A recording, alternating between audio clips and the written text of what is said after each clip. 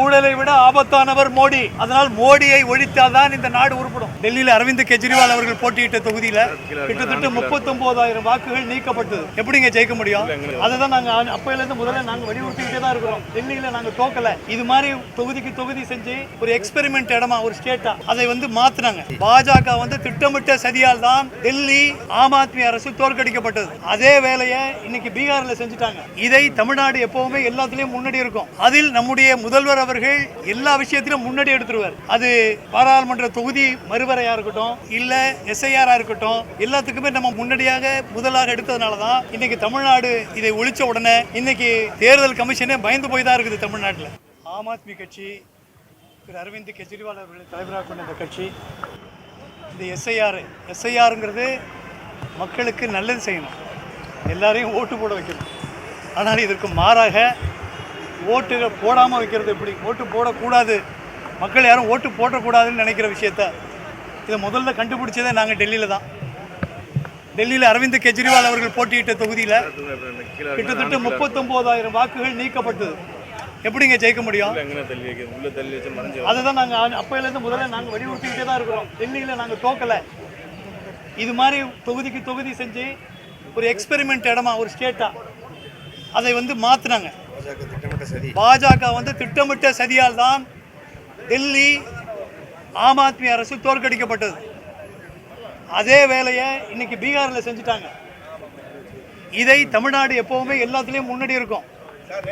அதில் நம்முடைய முதல்வர் அவர்கள் எல்லா விஷயத்திலும் முன்னாடி எடுத்துருவார்.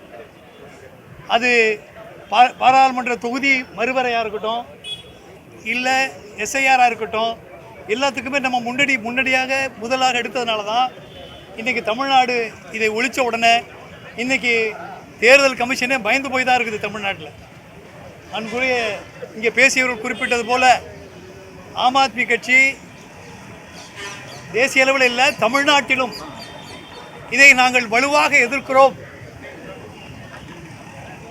இது தந்தை பெரியார் பிறந்த மண். இங்கே யாரும் அவளை சீக்கிரம் ஏமாத்திட்டு வந்துட முடியாது. அதை நாங்கள் இங்கே தொடர்கிறோம். ஏன்னா இங்கே அலுவலகமே எங்கே இருக்குன்னா ஆம் ஆத்மியினுடைய அலுவலகம் பெரியார் பாதையில் தான் ஆம் ஆத்மி இருக்கு. ஆகையினால நாங்கள் இதை வலுவாக எதிர்க்கிறோம். இந்த நிகழ்ச்சி அனைத்து கட்சிகளும் இங்கே பங்கேற்றிருக்கிறாங்க. எல்லாருமே இதை வரவேற்றிருக்கிறாங்க. இதை ஆம் ஆத்மி கட்சியும் தொடர்ந்து இதை கண்டிக்கிறது. இந்த ஆர்ப்பாட்டத்தினுடைய நோக்கமே தமிழ்நாட்டில் இருக்கிற எல்லா மக்களும் வாக்களிக்க வேண்டும். ஒரு ஓட்டு கூட வாக்களிக்க முடியாமல் போகக்கூடாது. அப்படி போனால் இங்கே உரையாற்றிய இந்திய கம்யூனிஸ்ட் கட்சி மார்க்சிஸ்ட் கம்யூனிஸ்டினுடைய முன்னாள் சட்டமன்ற உறுப்பினர் திருமதி பாலபாரதி அவர்கள் கூறியது போல தேர்தலை நடத்த விட மாட்டோம். தமிழ்நாட்டில் அனைவருக்கும் வாக்குரிமை கிடைக்கலன்னா தேர்தலை நடத்த விட மாட்டோம். இதுக்கு ஆம் ஆத்மி கட்சியும் உங்களோடு இருக்கிறது. எங்களோடு நீங்களும் எங்களையும் எடுத்து செல்லுங்கள். தமிழ்நாட்டில் நாங்கள் இந்த மக்கள் சக்தியாக இந்த ஆம் ஆத்மி கட்சி எப்படி இது ஒரு சர்ப்ரைஸ் பார்ட்டி. இன்னைக்கு தொடர்ந்து கடந்த தேர்தலையும் சரி இப்போவும் சரி தொடர்ந்து நாங்கள் பேசிக்கொண்டே இருக்கிறோம். இந்த வடநாட்டில் இருக்கிறது வேற, இங்கே இந்த மக்கள் ரீதியான பிரச்சனைகளை குறிப்பாக ஊழலை ஒழிக்கணும்னு தான் நாங்கள் வந்தோம். அதான் ஊழலை ஒழிக்கத்தானே வந்தோம். உன் மேலே ஊழலே போடுறேன்னு சொல்லி பண்ணாங்க. ஊழல் மட்டுமல்ல, ஊழலை விட ஆபத்தானவர் மோடி. அதனால் மோடியை ஒழித்தால்தான் இந்த நாடு உருப்படும். இந்த நாடு உருப்பட வெற்றி பெற வேண்டுமென்றால் எல்லோருக்கும் வாக்கு தொடர்ந்து வர வேணும்னு சொன்னால் இங்கே அனைவரும் ஒன்றிணைந்து மக்கள் சக்தியை நாங்கள் இணைத்து கண்டிப்பாக இது ஒரு சிறிய போராட்டமாக இங்கே இருந்தாலும் இது அடுத்தடுத்த கட்டங்களில் ஆம் ஆத்மி கட்சி தமிழ்நாடு முழுக்க இந்த போராட்டத்தை விரிவுபடுத்தி எடுத்து சொல்லுவோம். ஆட்டை கடிச்சு மாட்டை பிடிச்சி கடைசியாக மனுஷனை கடிக்கிறான்மா. அது மாதிரி எல்லாத்தையும் கடிச்சிட்டு கடைசியாக இன்னைக்கு நமக்கு இருக்கிற ஒரே உரிமை அந்த ஓட்டு போடுற ஒன்று தான். அதை ஒன்று தான் விட்டு வச்சிருக்கிறான். இப்போ அதையும் பிடுங்கிறதுக்கு இன்னைக்கு தயாராகிட்டான். அந்த ஓட்டு உரிமையை, அந்த ஜனநாயக உரிமையை யாரும் நம்ம விட்டு கொடுக்க வேண்டிய அவசியம் இல்லை. அதை எதிர்த்து போராடணும். இதற்காக தான் இங்கே மேடையில் இருக்கிற தலைவர்கள் எல்லாம் மிகப்பெரிய அதை பற்றிய விஷயங்களை சொல்லிக்கிட்டு இருக்காங்க. இங்கே எங்களுடைய நேஷனல் தேசிய இணை செயலாளரும் மரியாதைக்குரிய முன்னாள் மத்திய பிரதேசத்தினுடைய தலைவரும் இப்போ தமிழ்நாட்டுக்கு எங்களுக்கு இன்சார்ஜா எங்களை வழிநடத்துகின்ற வகையில் எங்களுக்கும் டெல்லிக்கும் ஒரு பாலமாக அமைந்து இந்த மாநிலத்தை ஆம் ஆத்மி கட்சியை நல்ல வகையில் உருவாக்கி காட்ட வேண்டும் என்ற முனைப்போடு இங்கே வருகை தந்திருக்கின்ற எங்களுடைய அன்பு தலைவர் பங்கஜ் சிங் அவர்களே, இன்னைக்கு சொல்லப்போனால் இந்த தேர்தலை பற்றி யாரையோ எவ்வளோ பேர் சொல்லிட்டு இருக்கிறாங்க. ஆனால் அதை கொண்டு போய் கரெக்டாக சேர்த்துக்கிட்டு இருக்கிற தமிழ்நாட்டிலேயே ஒரு முக்கியமான ஆள் யாருன்னு சொன்னால் அது மரியாதைக்குரிய நம்முடைய நடிகர் எஸ்வி சேகர் தான். ஏன்னா ஒரு சட்டமன்ற உறுப்பினர் எப்படி இருக்கணுங்கிறத தன்னுடைய நாட்களில் உரிமையாக அவர் சொல்லக்கூடியது. ஒரு பைசா கை நீட்டி வாங்கியிருக்க மாட்டேன் பார். இப்படி தைரியமாக சொல்லக்கூடிய ஒரு மனிதர். அப்போ நான் கூப்பிட்டு சொன்னேன் அவருக்கு. அவர் வந்து இந்த யூடியூப்பில் அது விளக்கத்தை மீடியா கொடுத்துருந்தார். ஏன்டா நாங்கள் ஏன் இந்த விஷயம் இந்த தேர்தல் ஆணையத்துக்கு என்ன கேடு வந்துச்சுன்னு சொல்லி தைரியமாகவும் எல்லாருமே தமிழ்நாட்டில் இருக்கக்கூடிய எனக்கு பல பேர் அவருடைய அந்த வீடியோவை எனக்கு அனுப்பி வச்சாங்க. இவ்வளோ அழகாக பேசியிருக்கிறாருன்னு. அப்புறம் பார்த்தா ஒன்று திருப்பி இன்னொன்று வருது. இது என்னடான்னு பார்த்தா அது முதல் பாகமா, இது 2வது பாகம்னு சொல்லி மக்களிடம் ஏற்படுத்தி கொண்டிருக்க அவருக்கு வரவேற்கிறேன்.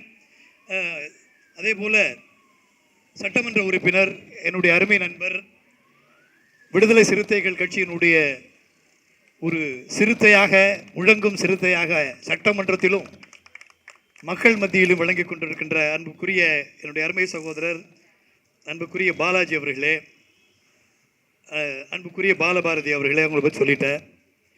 மாநில குழு உறுப்பினர் இந்திய கம்யூனிஸ்ட் கட்சியினுடைய நல்ல திரு கருணாநிதி அவர்களே, அதே போல் அவரை நாங்கள் இன்விடேஷன் போடும்போது தெரியாமல் நாடாளுமன்ற உறுப்பினர்னு போட்டோம்.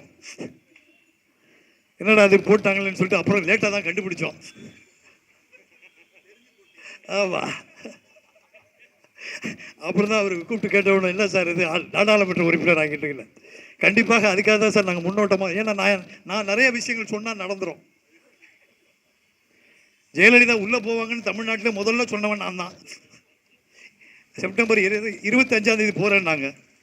இல்லை போக மாட்டாங்கன்னு இந்துலேருந்து கோபால் சார் கூப்பிட்டு ஏன் இப்படிலாம் பேசுகிறீங்கன்னாரு. இல்லைங்க அவங்க நிஜமாக போத்தாங்க போகிறாங்கன்னு. திருப்பி 28 அடுத்து தள்ளி போச்சு. அப்போ சொன்னேன் கண்டிப்பாக போயே தான் தெரியும், ஒரு வழியே இல்லைன்னு. அப்புறம் தான் அவர் சொன்னார், அன்னைக்கு மதியானம் 1 மணிக்கு எனக்கு அந்த கோபால் சார் ஃபோன் அடித்தார். ஃபோன் அடித்து சார் காரில் இருக்கிற கொடியெல்லாம் இறக்கிட்டாங்க சார்னார்.